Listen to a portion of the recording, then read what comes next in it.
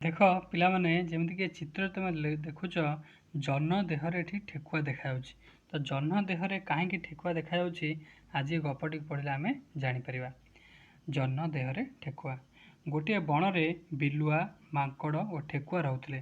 ସେମାନେ ଭାରି ସରଳ ଓ ନିରୀହ ଥିଲେ। ଥରେ ଜଣେ ପରୀ ସେମାନଙ୍କୁ ଦେଖିଲେ। ତିନି ଜଣଙ୍କ ଭିତରେ କିଏ ସବୁଠାରୁ ଭଲ ତା ପରୀକ୍ଷା କରିବାକୁ ଭାବିଲେ। ସେ ଗୋଟିଏ ବୁଢ଼ୀ ବେଶ ହେଲେ। ତିନି ସାଙ୍ଗଙ୍କ ପାଖକୁ ଆସିଲେ।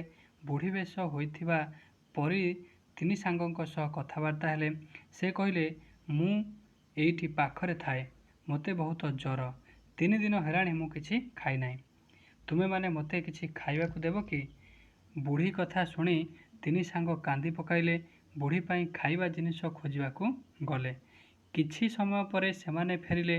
ମାଙ୍କଡ଼ କିଛି ପାଚିଲା ଫଳ ଆଣିଥିଲା। ବିଲୁଆ ଗୋଟିଏ ମାଛ ଆଣିଥିଲା। ଠେକୁଆ ଅନେକ ଖୋଜି ଖୋଜି କିଛି ପାଇନଥିଲା। ଠେକୁଆ ବୁଢ଼ୀକୁ କହିଲା, ମୁଁ ବଣରେ ଅନେକ ଖୋଜିଲି, ହେଲେ କିଛି ପାଇପାରିଲି ନାହିଁ।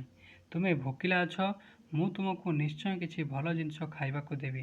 ଏଇଠି ନିଆଁ ଜଳୁଛି, ମୁଁ ଏହା ଭିତରକୁ ଡେଇଁ ପଡ଼ୁଛି। ସିଝା ଠେକୁଆ ମାଂସ ତୁମକୁ ନିଶ୍ଚୟ ଖାଇବାକୁ ଭଲ ଲାଗିବ। ଏହା କହି ଠେକୁଆ ନିଆଁ ଭିତରକୁ ଡେଇଁବାକୁ ବାହାରିଲା। ପରୀ ନିଜ ରୂପ ଧରିଲେ। ତିନି ସାଙ୍ଗକୁ କହିଲେ, ତୁମେ 3 ଜଣ ବହୁତ ଭଲ, କିନ୍ତୁ ଠେକୁଆ ସବୁଠାରୁ ଭଲ। ଜଣେ ବୁଢ଼ୀ ପାଇଁ ସେ ନିଜ ଜୀବନ ଦେବାକୁ ଯାଉଛି। ମୁଁ ପ୍ରକୃତରେ ଜହ୍ନ ରାଇଜର ପରୀ। ମୁଁ ଠେକୁଆକୁ ସାଥିରେ ନେଇଯିବି। ଠେକୁଆ ଜହ୍ନରେ ରହିବ।